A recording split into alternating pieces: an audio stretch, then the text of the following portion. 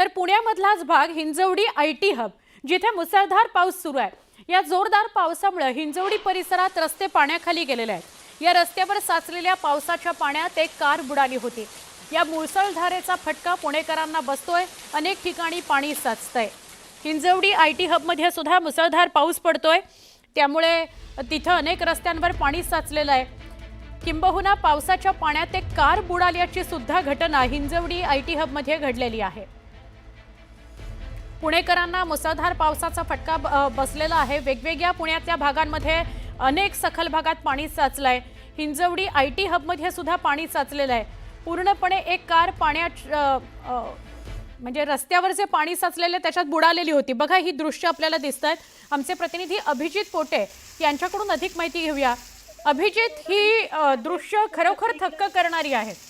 नक्कीच आपण पाहतोय की पुणे शहरासह पुणे जिल्हा असेल किंवा पिंपरी चिंचवड असेल, या सगळ्या ठिकाणी आज सकाळपासून किंवा काल रात्रीपासून जोरदार पाऊस जो आहे तो पडायला सुरुवात झालेली आहे। पुणे शहराला आणि जिल्ह्याला आता हवामान खात्याकडून रेड अलर्ट जो आहे तो देण्यात आलेला आहे। आणि ही दृश्य हिंजवडी जे IT पार्क आहे पिंपरी चिंचवडचं, तिथली ही सगळी दृश्य आहेत। सकाळपासून जो पाऊस सुरू होता त्यानंतर हिंजवडीच्या IT हब मध्ये मोठ्या प्रमाणात पाणी जे आहे ते साचलेलं पाहायला मिळते।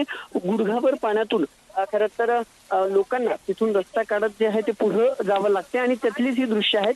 कारण ज्या पावसामुळे पाणी रस्त्यावर साचलं त्यानंतर एक कार थेट पाण्यात बुडालेली पाहायला मिळते। अगदी बोनेच्या वरपर्यंत हे पावसाचं पाणी गेलेलं आहे।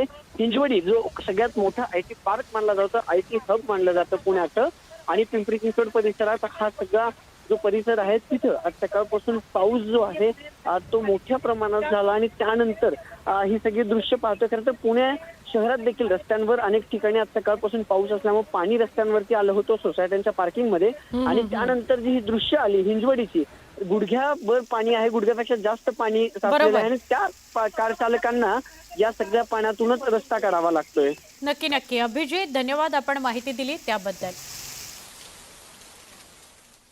पुणे आणि परिसरात काय परिस्थिती आहे पावसा पाण्याची ती पाहिली। आता नाशिककडे वळूया। खरं तर सर्वत्र राज्यात पावसानं दमदार हजेरी लावलेली आहे। मुंबई, पुणे, रायगड, नाशिक या सगळ्या ठिकाणी पाऊस जोरदार कोसळतो आहे। नाशिक शहरासह त्र्यंबकेश्वरमध्ये मुसळधार पाऊस कोसळतो आहे। मध्यरात्रीपासूनच मुसळधार पाऊस पडतोय आणि त्यामुळे त्र्यंबकेश्वर शहरातल्या अनेक रस्त्यांना नदीचं रूप आलेलं आहे। त्र्यंबकेश्वरमधील सगळे रस्ते जलमय झालेत। नागरिकांना या रस्त्यातूनच वाट काढावी लागते। कुशावर्त परिसराचा जो रहिवासी भाग आहे तिथं पाणी साचलेलं आहे। गोदावरीच्या आजूबाजूला पाणी साचलेलं आहे। गोदावरी दुथडी भरून वाहते आहे आणि त्र्यंबकेश्वरचे रस्ते तर तुम्ही पाहताच आहात।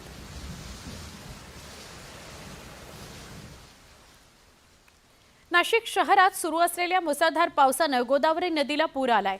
गोदावरी नदीच्या काठावरील सगळीच मंदिरं पाण्याखाली गेलेली आहेत।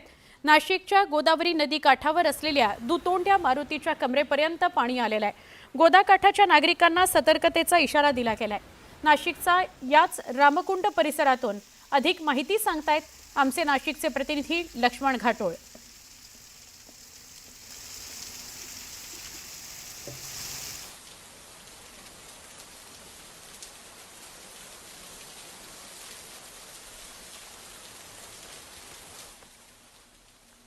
तर नाशिकच्या त्र्यंबकेश्वर भागात सुरू असलेल्या मुसळधार पावसानं खोडाळा त्र्यंबकेश्वर रस्त्यावर पुलाखालील मातीचा ढिगारा वाहून गेला आणि हा पूल खचला।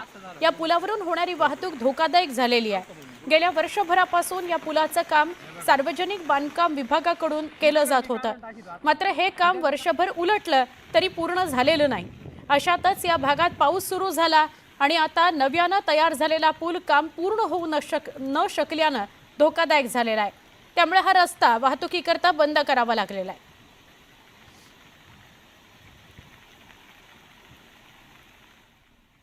तर नाशिकच्या इगतपुरी तालुक्यामध्ये सकाळपासून मुसळधार पाऊस कोसळतोय। या पावसामुळे इगतपुरी शहरात जागोजागी मोठ्या प्रमाणात पाणी तुंबलेलं आहे। यामुळे नगर परिषदेचा भोंगळ कारभार चव्हाट्यावर आलाय। तर परिसरातील नागरिकांनी देखील नगर परिषदेच्या कामकाजावर संताप व्यक्त केलाय। पावसाळ्यापूर्वी नाले आणि नागरी वस्तीमधील गटारीची साफसफाई न केल्यानं नागरिकांच्या घरात देखील पाणी जाण्याची शक्यता वर्तवण्यात येते।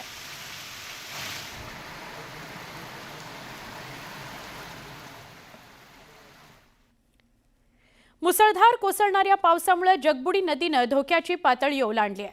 जगबुडी नदीची सध्याची पाण्याची पातळी 7.60 मीटर इतकी आहे.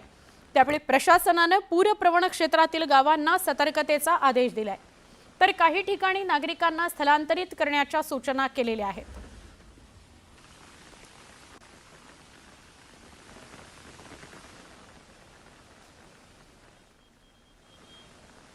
शहरी भागाची परिस्थिती काय आहे तर सकाळपासून पावसानं वसई विरारला झोडपून काढलाय. त्यामुळे नालासोपारा पूर्वेकडील परिसरात सगळीकडे पाणीच पाणी झालं. महापालिकेनं नालेसफाई केल्याचा दावा केला होता, पण या पावसात तो दावा वाहून गेलेला आहे. वसई, विरार, नालासोपारा या सगळ्या भागामध्ये मुसळधार पाऊस पडतोय. त्यामुळे अनेक भागात पाणी साचलेलं आहे. नालासोपाऱ्यामध्ये रस्त्याला नदीचं स्वरूप आलेलं होतं. त्यामुळे याच पाण्यातून वाट काढावी लागत होती. याच पाण्यात अंदाज घेत घेत वाहनं चालवावी लागत होते.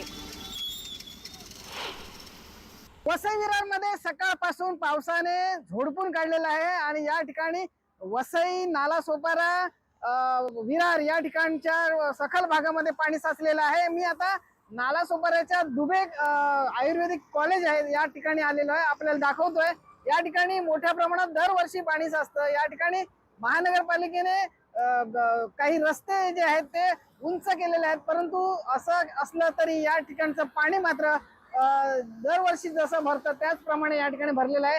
आता पावसाने थोडीशी उसंत घेतलेली आहे. यापूर्वी थोडा मोठ्या प्रमाणात पाऊस होता, त्यामुळे या ठिकाणचे सगळे जे रस्ते आहेत ते जलमय झालेले आहेत आणि हा संपूर्ण जो आचोळे रोड आहे, संयुक्त नगर आहे, गालानगर आहे, सेंट्रल पार्क असेल, तुळीज रोड असेल, या सर्व रस्त्यांवरती या ठिकाणी पाणी साचलेलं आहे. मीरा भाईंदर मध्ये सुद्धा काही सखल भागामध्ये पाणी साचलेलं आहे. त्यामुळे नागरिकांना मोठा त्रास सहन करावा लागतो. अनेकांची वाहने सुद्धा या ठिकाणी बंद पडलेली आहेत. त्यामुळे महानगरपालिका जी कोट्यावधी रुपये नालेसफाईवर खर्च करते ते मात्र या पाण्यात गेल्याचं या ठिकाणी चित्र सध्या दिसू लागलेलं आहे. आता महापालिका काय कारवाई करते, या ठेकेदारावर कारवाई होते का, हे आता पाहावं लागेल. विजय देसाई, न्यूज 18 लोकमत, नालासोपारा.